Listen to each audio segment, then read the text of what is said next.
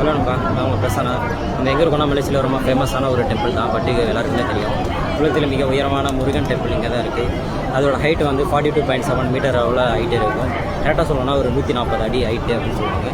பட்டுக்கு கரெக்டான மீனிங் அப்படின்னா, இங்கே பக்கத்தில் வந்து பட்டு ரிவர்னு ஒரு பிளேஸ் இருக்குது.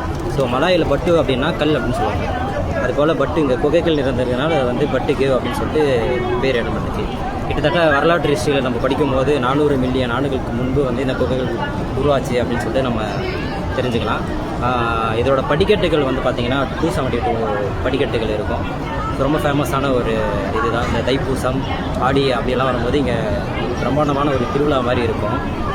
இவ்வளோ அழகான ஒரு முருகனை ஒரு கவிஞர் நேரில் பார்த்தோம்னா எந்த அளவுக்கு வரைஞ்சி எழுதியிருப்பான்னு சொல்லிட்டு என்னோட சொந்த வரிகளில் உங்களுக்கு நான் சொல்கிறேன்னு சொன்னாங்க. அகர முதல எழுத்தெல்லாம் அவர் அழகிய முகத்தில் பிறந்தது, சங்கத்தமிழின் சாரமெல்லாம் அவர் சக்தி வெளியில் நின்றது. கந்தாய் என்று அழைத்தால் கவலைகள் யாவும் கதிரவன் முன் பணியாய் போகும், கடம்பாய் என்று அழைத்தால் கண்ணீர் துளிகள் யாவும் அமிர்தமாய் மாறும். மயிலேறும் மாணிக்கமே மறையாத வான்புகழே, பன்னீர் கைகள் கொண்டு பசித்திருக்கும் வல்லலே, உன் அழகிய திருநாமம் சொல்லும் இடமெல்லாம் தெவிட்டாத தென் தமிழ் யாவும் அமிர்தமாய் பொழியும் அல்லவா. இந்த கவிதை உங்களுக்கு பிடிச்சிருந்தா லைக் பண்ணுங்கள், கமெண்ட் பண்ணுங்கள், ஷேர் பண்ணுங்கள். நன்றி, வணக்கம்.